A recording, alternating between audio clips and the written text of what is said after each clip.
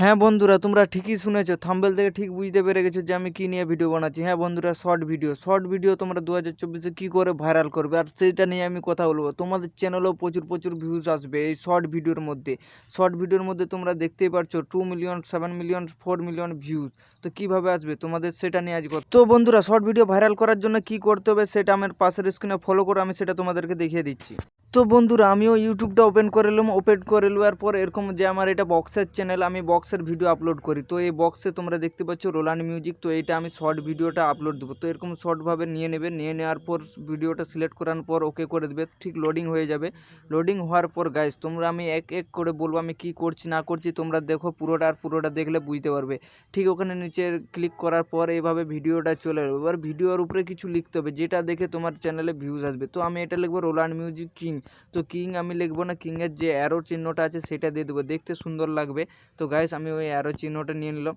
নেওয়ার পর ওখানে যে কিংয়ের অপশানটা আছে ওটা দিয়ে ওকে করলাম। দেখো খুব সুন্দর লাগছে। এবার আমার মনে হচ্ছে যে ওই লেখাটা ঠিক কালারের আসছে না বা ঠিকঠাক আসছে না, তো আমি লেখাটা চেঞ্জ করে নিলাম।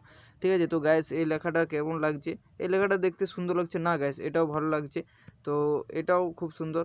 তো দেখা যাক গাইস, এখানে অনেক রকম লেখার ডিজাইন আছে, তোমরাও নিয়ে নিতে পারো যেটা তোমাদের পছন্দ। ঠিক এটাও একটা ঠিক ভালো লাগছে না আমার, তো এটাকে চেঞ্জ করে নিলাম আমার। ঠিক এইটা ঠিক আছে। তারপর দেখা গেলো যে গাইস ওই কিংয়ের চিহ্নটা নিচে রয়ে গেছে। না, কিং কখনো নিচে থাকে না, কিং সবসময় উপরে থাকবে। তাই গাইস এটাকে আমি আবার উপরে তোলার জন্য লেখাটা চেঞ্জ করলাম। লেখাটা চেঞ্জ করে এবার ঠিক আছে গাইস।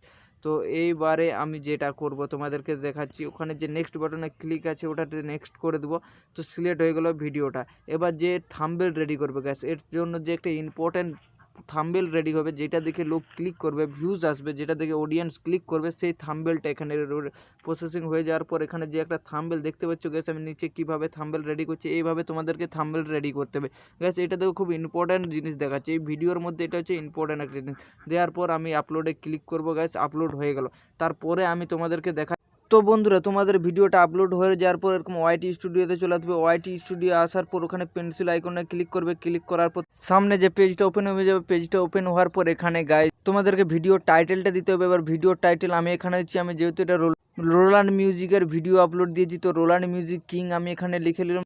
তারপর গাইস যেহেতু এটা শর্ট ভিডিও, তো এখানে আমি হ্যাশট্যাগ শর্ট দিয়ে দেবো। গাইস এখানে একটা ইমোজ দিয়ে দিই যাতে দেখতে সুন্দর লাগে। তো এটা শর্ট ভিডিও, তো এখানে আমি হ্যাশট্যাগ শর্ট ভিডিও দিয়ে দিলাম। দেওয়ার পর এটা গাইস পুরোটা কপি করে নেবো। কপি করার পর ডিসক্রিপশান, তো ডিসক্রিপশানে আমি দিয়ে দেবো। তো গাইস ডিসক্রিপশানে তোমরাও এইভাবে দিয়ে দেবে টাইটেলটা দেওয়ার পর hashtag short video, hashtag YouTube short, hashtag short, এই সকল দেওয়ার পর তোমাদের গাইস ওর ব্যাক করে নিতে হবে। ব্যাক করে যাওয়ার পর এবার ট্যাগ গাইস, এখানে ট্যাগের এখানে তোমাদেরকে যে কপি করে এসেছিলো টাইটেলটা দিয়ে দেবে। টাইটেলটা দেওয়ার পর যেটা নিয়ে আমি ভিডিও বানাচ্ছি সেই ভিডিওর কিছু কি লিখে দেবো আমি, সেটা হচ্ছে আমি যেমন রোলান্ড মিউজিকে নিয়ে ভিডিও বানাচ্ছি, তো আমি এখানে সিম্পলি রোলান্ড মিউজিক লিখে দিলাম। দিয়ে শর্ট ভিডিও, ইউটিউব শর্ট এগুলোর লিখে দেওয়ার পর গাইস আমি ব্যাক করে নেবো। এবার গাইস এগুলো দেখতে পাচ্ছ তোমরা, সবগুলো আমি লিখে নিলাম। লিখে নেওয়ার পর অলরেডি সবগুলো লেখা হয়ে গেছে শর্ট ভিডিও। এবার ব্যাক করে নিলাম। ব্যাক করে দেওয়ার পর পাবলিক থেকে আনলিস্ট থেকে পাবলিক করে দেবো। পাবলিক করার পর ডাইরেক্টলি সেভ। তো ভিডিও